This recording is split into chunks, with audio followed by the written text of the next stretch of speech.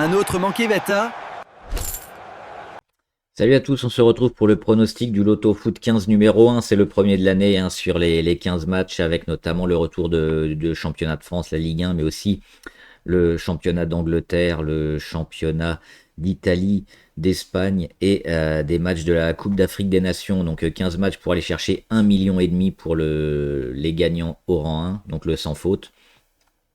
Et on va commencer avant avec le débrief du dernier petit Loto Foot 7. Alors malheureusement, on remporte rien. Des problèmes sur Monaco-Lyon, hein.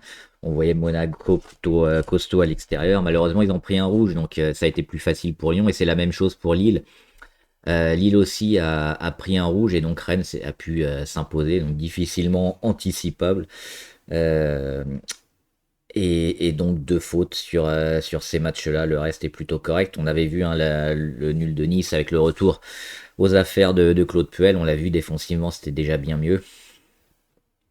Et voilà, on va attaquer donc avec le prono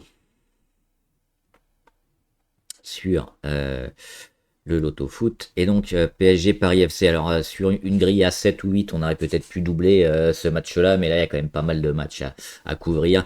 On va faire confiance aux Parisiens, hein, malgré un match de reprise.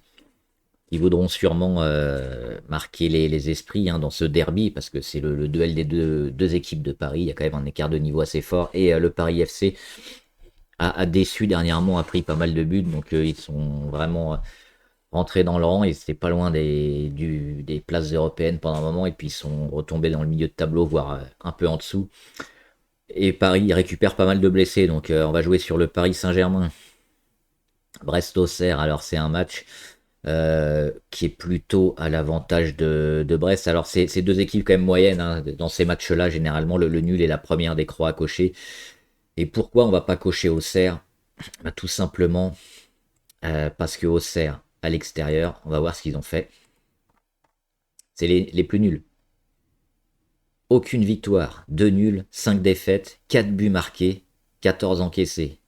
4 buts marqués en 7 matchs à l'extérieur, ils sont nuls dès qu'ils se déplacent. Alors ils ont fait quelques beaux résultats à la Baie des Champs, mais dès qu'on se déplace, il n'y a plus personne. Donc évidemment, on va jouer sur Brest et le match nul en couverture dans ces matchs de début d'année peut toujours peut-être être accroché. Le Havre-Angers, alors là compliqué sur ce match-là. Parce qu'Angers Angers a bien fini. On va voir le classement sur Angers. Ils sont pas ridicules. Ils sont bien remontés. Ils sont 10e Angers, finalement, et ils sont en train de prendre pas mal de points d'avance sur la zone rouge. Le Havre, par contre, ils sont en train de flirter avec la zone rouge. C'est évidemment, alors Angers, on les pensait peut-être condamnés avec le départ d'Esteban Le Paul, mais ils ont su réagir et ils jouent plutôt correctement pour une équipe de bas de tableau. Donc, plutôt avantage à Angers. Mais dans ces matchs-là, c'est toujours un peu compliqué. Là aussi, c'est le genre de match qui va se finir par un partout très souvent. Des matchs nuls sur des équipes de deuxième partie de tableau assez faibles. Donc là aussi, la première des croix, ce sera le match nul. Et puis après, le Havre, qui est quand même à domicile, on peut difficilement les décocher. Et Angers également, qui nous semble peut-être un peu favori sur ce match-là. Donc un match finalement très ouvert. Je parierais quand même pour un match nul, mais on va tripler sur ce loto foot. Lorient-Metz. Là aussi, on a l'exemple type du match de deuxième partie de tableau qui se finit souvent en nul ou des fois en une victoire à l'arrache d'une des deux équipes. Euh, c'est deux équipes vraiment très faibles, Lorient-Metz, on va voir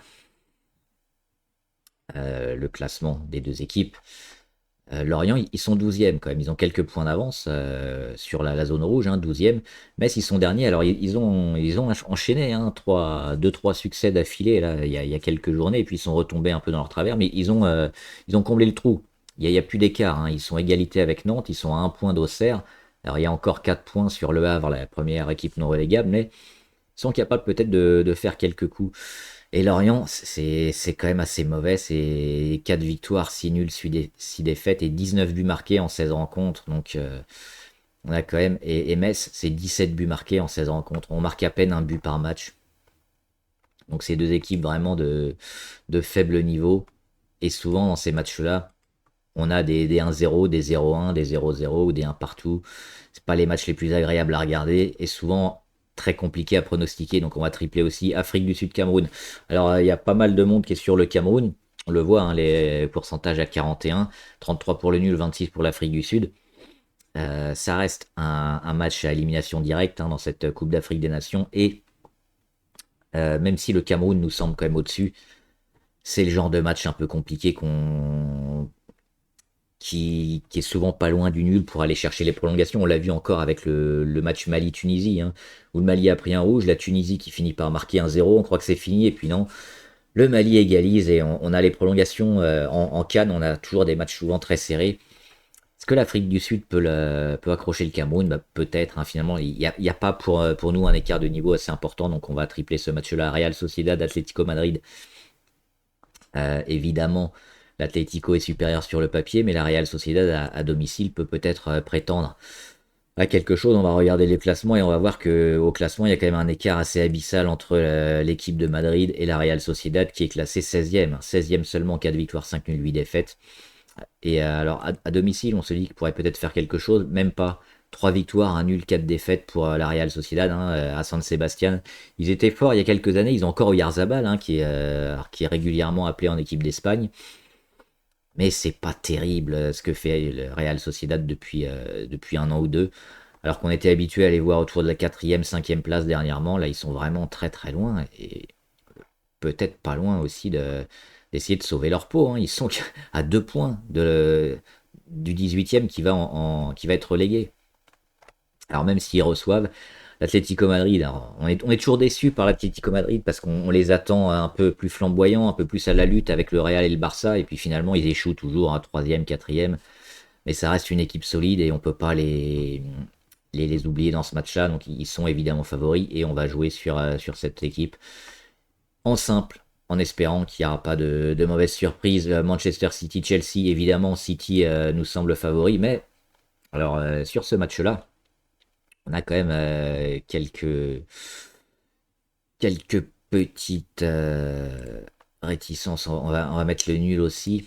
On va aller voir, hein, le classement sur nos amis de City et de Chelsea. City, évidemment, qui est toujours dans la course au titre. Alors, Chelsea, hein, ils ont pris un peu quelques éclats, là. Ils sont déjà à 11 points de Manchester City, mais City, ils ont fait pas mal de matchs.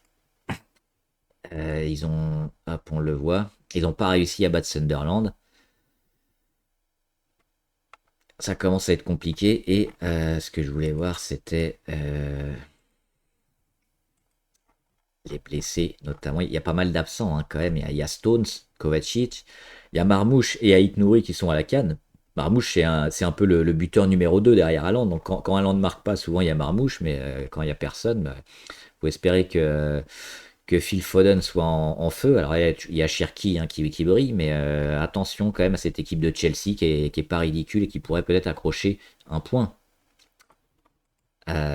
sur le terrain de City.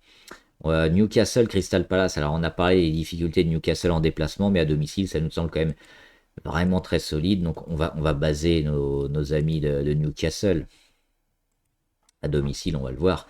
Le bilan, il est plutôt très satisfaisant. Alors déjà, c'est une équipe 14e. C'est moyen, Crystal Palace est devant, mais si on regarde le bilan à domicile, hein, 5 victoires, 2 nuls, 2 défaites, donc c'est plutôt intéressant. Alors, Crystal Palace a des beaux résultats, mais pas forcément contre des grosses équipes. Donc on peut voir, hein, les matchs de Crystal Palace, notamment à l'extérieur. Crystal Palace, alors ils ont perdu à Leeds. Qu'est-ce qu'ils ont fait, Crystal Palace? Ils ont battu Fulham, ils ont battu Burnley, ils ont battu les Wolves, qui viennent de gagner leur premier match, hein, incroyable, les Wolves. Ils ont battu qui d'autre? C'est quand même des petites équipes. Ils ont battu Liverpool, hein, qui fait une saison catastrophique. Ils ont battu. Et puis c'est à peu près tout. Et West Ham aussi, qui est relégable. Donc, à part le match contre Liverpool, c'est que des petites équipes. Donc, avantage Newcastle dans cette rencontre. Ensuite, on a Fulham-Liverpool. Évidemment, Liverpool, gros favori. Mais on l'a dit, Liverpool, cette saison, c'est un peu qui tout double. Et on va voir notamment les matchs en championnat, hein, de Liverpool. Bah, à l'extérieur, c'est une fois sur deux. Alors ils sont revenus quatrième, mais à l'extérieur, Liverpool, c'est 4 victoires, un nul, 4 défaites. Et à Craven Cottage, hein, pour Fulham, c'est un bilan plutôt solide, 5 victoires, un nul, 3 défaites. Donc il y a beaucoup de monde qui va baser Liverpool parce que intrinsèquement ils sont meilleurs. Mais là aussi, on le voit hein, dernièrement, Liverpool a eu du mal. Ils ont fait 0-0 contre Leeds hein, à la maison. Même Anfield, ils n'y arrivent plus. Les Wolves, ils ont battu seulement 2-1. C'est une équipe qui met pas un pied devant l'autre, qui a une défense en bois. C'est vraiment une année sans hein, pour Liverpool. Il y a Arne Slot qui est en train de saccager complètement l'héritage de Liverpool. C'est difficile de baser cette équipe. Donc évidemment, on va tenter la spéculation avec Fulham et le nul Tottenham-Sunderland. Alors la première croix irait évidemment sur Tottenham, hein, qui nous semble solide, mais on en a déjà parlé aussi. Sunderland, c'est quoi? C'est une défense de fer. On va le voir ici. Sunderland, ils font plaisir. Hein. On va voir. Hop, Sunderland, championnat. Ils sont septième et ils ont encaissé 18 buts. C'est la troisième meilleure défense du championnat. Derrière Manchester City 17 et Arsenal les meilleurs à 14 buts encaissés. On a Sunderland. Alors là, ils ont quelques absents dus à la CAN.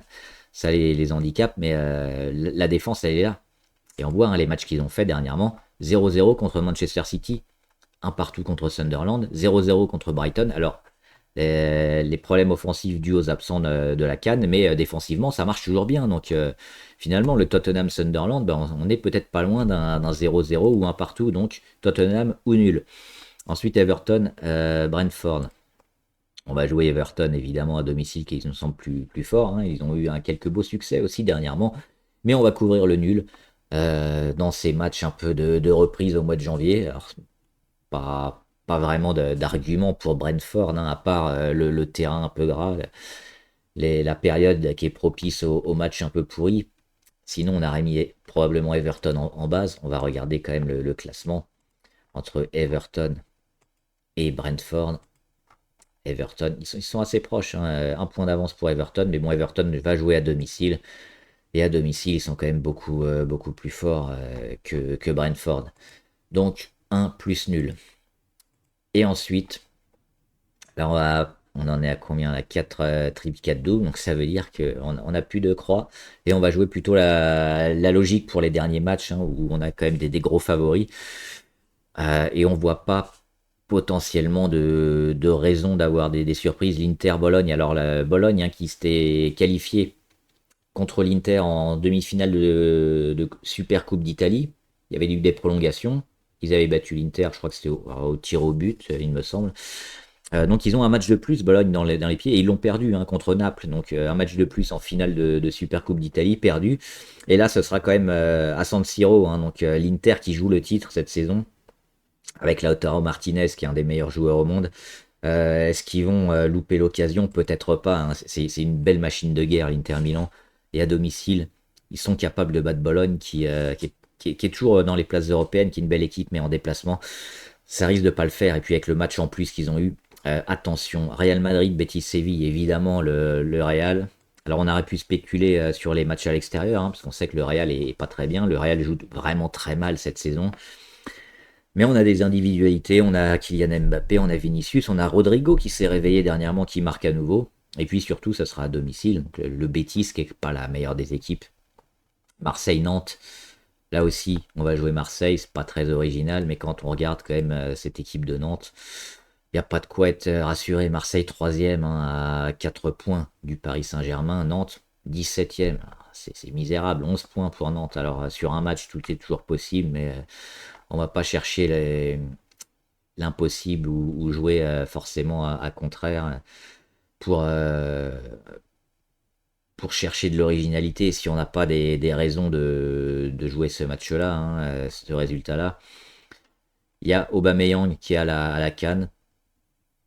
Gouiri, de toute façon, il joue pas forcément toujours très bien.